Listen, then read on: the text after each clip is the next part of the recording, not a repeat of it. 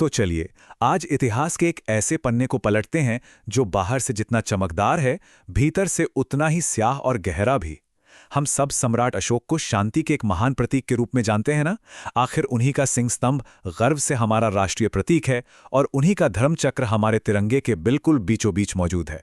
लेकिन क्या हो अगर मैं आपसे कहूं कि उनके ज्ञान और शांति तक पहुंचने का ये रास्ता लगभग 1 लाख निर्दोष लोगों की लाशों से होकर गुजरता था। आज के इस ऐतिहासिक विश्लेषण में हम सीधे प्राचीन भारत के सबसे खूनी युद्ध के मैदान में उतरने वाले हैं। हम जानेंगे कि कैसे सत्ता की भूख से अंधा एक क्रूर विजेता इतिहास का सबसे महान शांतिदूत बन गया। अब जरा इस चौंकाने वाले विरोधाभास पर गौर करते हैं। एक तरफ हमारे पास शांति, सद्भाव और धर्म की वो महान विरासत है जिसे आज पूरी दुनिया सम्मान की नजर से देखती है, और ठीक उसी के बगल में एक ऐसा खौफनाक सच है जिसे हम अक्सर अपनी किताबों में बस यूं ही पढ़कर छोड़ देते हैं। भारत के शांति के इस सबसे बड़े प्रतीक की नींव असल में एक ऐसे भीषण नरसंहार पर टिकी है जिसकी कल्पना मात्र से ही रूह कांप उठती है। और ये समझना बहुत जरूरी है कि यह महान बदलाव रातों रात किसी जादू से नहीं हुआ था। आइए समय के पहिए को थोड़ा पीछे घुमाते हैं। हम बात कर रहे हैं साल 261 ईसा पूर्व यानी BCE की। उस समय मौर्य साम्राज्य एक पूर्ण महाशक्ति बन चुका था। सोचिए, लगभग पूरे भारतीय उपमहाद्वीप पर बस एक ही साम्राज्य का सिक्का चलता था। किसी की हिम्मत नहीं होती थी कि वो मौर्यों के सामने सिर उठा सके। लेकिन इस पूरे नक्शे में एक छोटा सा मगर बेहद जिद्दी हिस्सा ऐसा था जो झुकने को कतई तैयार नहीं था। अध्याय 1 चंडाशोक की महत्वाकांक्षा। शायद आपको जानकर हैरानी हो, लेकिन शुरुआत में इन्हें अशोक महान बिल्कुल नहीं कहा जाता था। सिंहासन तक का सफर उनके लिए कोई फूलों की सेज नहीं था। वो स्वाभाविक तौर पर अगले राजा नहीं थे, बल्कि उन्होंने सत्ता के शिखर तक पहुंचने के लिए अपने ही प्रतिद्वंदियों को बेरहमी से कुचला था। इतिहास में उन्हें चंडाशोक यानी भयंकर अशोक के नाम से जाना गया। एक ऐसा युवा और क्रूर सम्राट जिसने बेहद सख्ती के साथ शासन किया। उन्हें अपने दादा चंद्रगुप्त मौर्य और पिता बिंदुसार से एक बहुत बड़ा साम्राज्य तो मिल गया था, लेकिन उनके अंदर हर चीज पर कब्जा करने की जो भूख थी ना, वो कभी शांति नहीं होती थी। अब सवाल आता है कि कलिंग ही क्यों? जब अशोक अपना नक्शा देखते थे तो आधुनिक उड़ीसा में बसाई एक कलिंग गणराज्य उन्हें अपनी आंखों में चुभने वाले एक कांटे जैसा लगता था। कलिंग कोई बंजर जमीन नहीं थी। इसकी विशाल तटरेखा और दक्षिण पूर्व एशिया तक जाने वाले व्यापार मार्ग इसे बेहद अमीर बनाते थे। और सबसे बड़ी बात, वो आजाद थे। अशोक को सिर्फ उनका पैसा नहीं चाहिए था, उन्हें कलिंग का पूरा सरेंडर चाहिए था, और इसके लिए वो किसी भी हद तक जाने को तैयार थे। अध्याय 2 कलिंग की क्रूर घेराबंदी। और यहीं से कहानी एक बेहद खौफनाक मोड़ लेती है। अशोक ने एक ऐसी विशाल सेना खड़ी की जो शायद उस समय की दुनिया ने पहले कभी देखी ही नहीं थी। वो इस महासेना के साथ कलिंग की सरहदों पर जा धमके, लेकिन कलिंग के लोग भी हार मानने वालों में से नहीं थे। ये लड़ाई बिल्कुल भी बराबरी की नहीं थी। एक तरफ थी मौर्य सेना, पूरी तरह से ट्रेंड, हथियारों से लैस और खूंखार युद्ध हाथियों वाली एक प्रोफेशनल मिलिट्री मशीन, और दूसरी तरफ कलिंग के आम नागरिक, कोई बड़ी खड़ी सेना नहीं, बल्कि किसान, व्यापारी और आम लोग जो अपनी मातृभूमि को बचाने के लिए हथियार उठाकर मैदान में आ गए थे।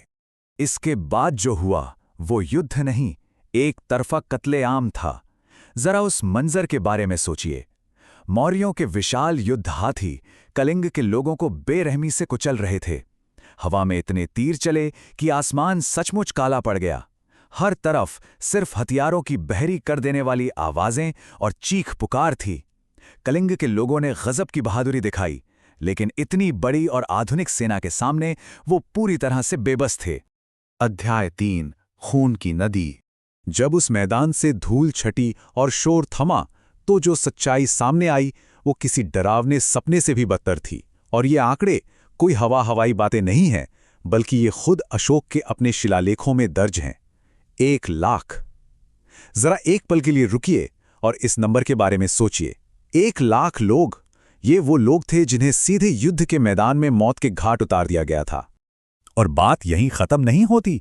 1.5 लाख, 1,50,000 लोगों को बंदी बना लिया गया और उन्हें हमेशा हमेशा के लिए उनके घरों, उनकी जमीन, उनके परिवारों से दूर फेंक दिया गया।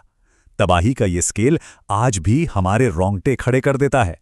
इस युद्ध की भयावहता का सबसे खौफनाक सबूत ये था कि युद्ध के मैदान के पास से बहने वाली दया नदी का पानी सचमुच लाल हो गया था। मारे गए हजारों लोगों का खून उस नदी में बह रहा था। अगर हम मिलिट्री के नजरिए से देखें तो अशोक जीत चुके थे। उन्होंने कलिंग को कुचल दिया था और अब वो पूरे उपमहाद्वीप के अकेले मालिक थे। उन्हें वो सब मिल गया था जो वो चाहते थे। अध्याय 4 धम्माशोक का जन्म।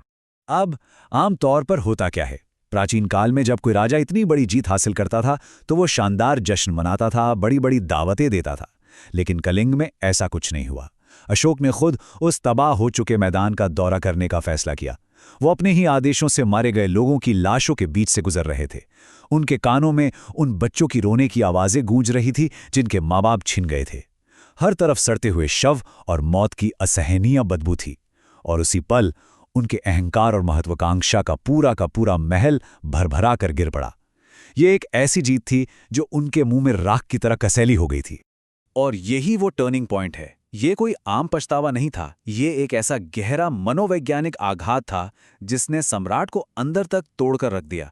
उन्हें एहसास हुआ कि उन्होंने कलिंग को नहीं बल्कि एक बहुत बड़े कब्रिस्तान को जीता है। और मौत के उसी खौफनाक मंजर के बीच क्रूर चंडाशोक हमेशा के लिए मर गया और जन्म हुआ धम्माशोक का। ये कोई मामूली हृदय परिवर्तन नहीं था, ये एक पूरा 180 डिग्री टर्न था। कलिंग के उस सदमे ने अशोक से हमेशा के लिए तलवार छुड़वा दी। उन्होंने बौद्ध धर्म अपना लिया। सिर्फ युद्ध ही नहीं बल्कि उन्होंने शिकार करना और यहाँ तक कि मांस खाना भी छोड़ दिया। जो राजा पहले दूसरे देशों को जीतने के लिए अपनी खूंखार सेनाएं भेजा करता था, अब वो पूरे एशिया में शांति, करुणा और भाईचारे का संदेश लेकर जाने वाले बौद्ध भिक्षुओं को भेजने लगा। जब हम इस पूरी कहानी को एक साथ रखकर देखते हैं तो एक बहुत ही गहरी बात समझ आती है। भारत ने दुनिया को जो शांति का इतना बड़ा संदेश दिया है ना, वो असल में हमारे इतिहास के सबसे भयानक और विनाशकारी युद्ध की राख से पैदा हुआ था। अशोक की ये कहानी हमें बताती है कि इंसान चाहे कितने भी गहरे अंधकार में क्यों न डूब गया हो, सच्ची वापसी और प्रायश्चित हमेशा मुमकिन है। तो इस विश्लेषण को खत्म करने से पहले एक सवाल है जो मैं आपके सोचने के लिए छोड़ना चाहता हूं। जब हम आज की दुनिया को देखते हैं, इन सत्ता के संघर्षों को देखते हैं, तो क्या आपको लगता है कि आज का कोई शासक युद्ध की ऐसी तबाही अपनी आंखों से देखने के बाद अशोक की तरह अपनी पूरी जिंदगी बदल सकता है? इतिहास सिर्फ बीते हुए कल की बात नहीं है, ये हमसे आज भी सवाल पूछता है। इस पर जरूर सोचिएगा। और हां, इतिहास के ऐसे ही अनकहे पन्नों को हम आगे भी पलटते रहेंगे।